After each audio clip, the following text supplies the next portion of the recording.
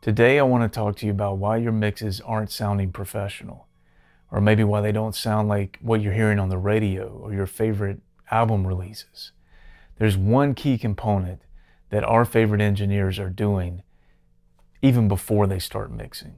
And if you aren't doing this same thing, you're not on a level playing field. The quality of the tracks they're starting with are here, and maybe yours are here. And so it's not a fair fight from the beginning. But don't worry about it. I'm not talking about buying a bunch of gear. I'm not talking about having a $100,000 console, although I wouldn't be mad if I had one. We're going to talk about doing it with what you already have, but making this one tweak that's going to just change everything. At least it did for me, and I hope it's the same for you. So stay tuned. Okay, so I've got a Pro Tools session open here to show you exactly what I'm talking about. And the key is this. By the time your favorite mixers start mixing their tracks, a lot has already happened to the signal that's probably not happened to the signals that you're working with. So let me give you an example. I recorded a session recently, and I want you to hear how the drums sounded as we were tracking them. And then I'm going to take all the plugins off and let you hear how it sounded without. So here we go.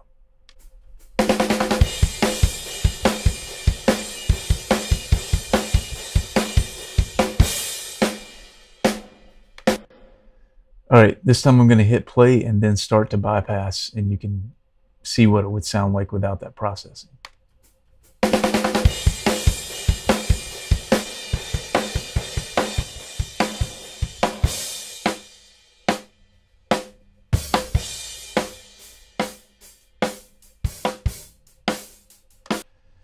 Okay, so nothing wrong with it, you know, good clean tones. Most of these tracks were recorded through an Antelope Audio MP32, which are those kind of clean preamps I'm talking about.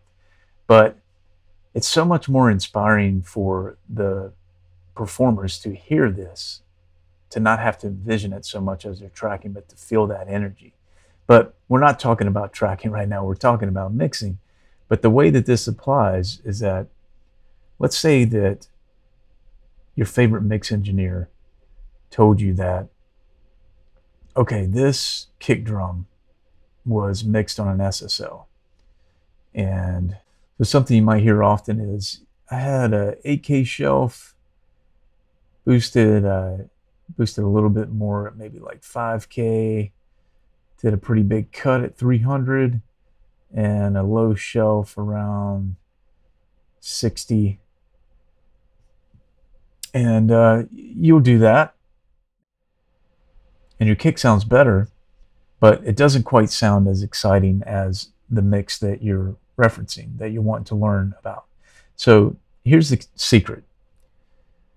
Before this kick got to the SSL, it was tracked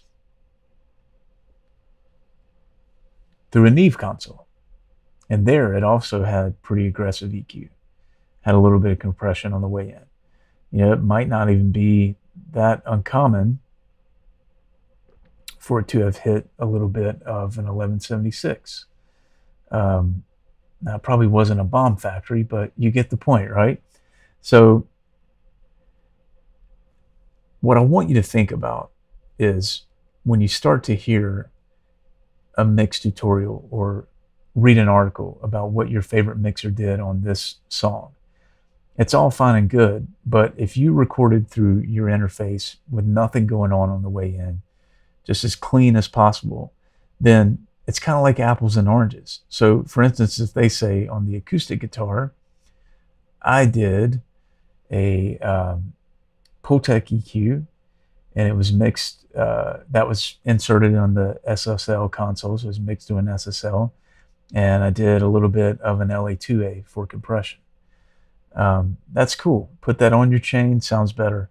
But what you might be missing is that it was tracked through an API or a Neve preamp, and there was EQ on the way in, and it also was tracked through a tube deck.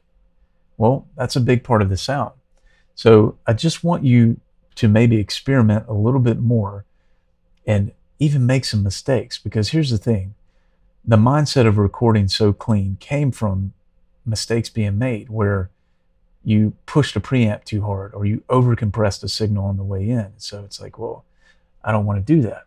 But the great part about some of the newer systems, especially on a Pro Tools HDX system, as soon as I bypass, like if I heard this when I was tracking, as soon as I bypass it, it's gone. It's not committed to the signal at all. So I can't paint myself into a corner. Now I know some systems aren't that way, so you have to be a bit more careful. But you can hit these things conservatively with just a little bit of flavor, maybe even the compression that you're tracking through the compressor plugin is more for tone than actual compression. Even if you only compress 1 to 3 dB, it makes a big difference. Believe me, it really does. So, okay, let's take a lead vocal, for example. Pretty common chain that you hear about in mixing. Let's say that they mixed it through an SSL. They had a little bit of console EQ going. Maybe you're doing your console emulation as well, which is awesome. And it was compressed with a Blue Stripe 1176. Okay, attack and release, something like this. We're hitting 7 to 10 dB of compression. Let's say you do all these things and then you go, and it's, you know, again, it's better, but it just doesn't sound as aggressive. It's not popping out, jumping out in front of the mix like I need it to. Well, what you may have missed is that on the way in, this was tracked through a 1073. And it also had a little bit of EQ on the way in.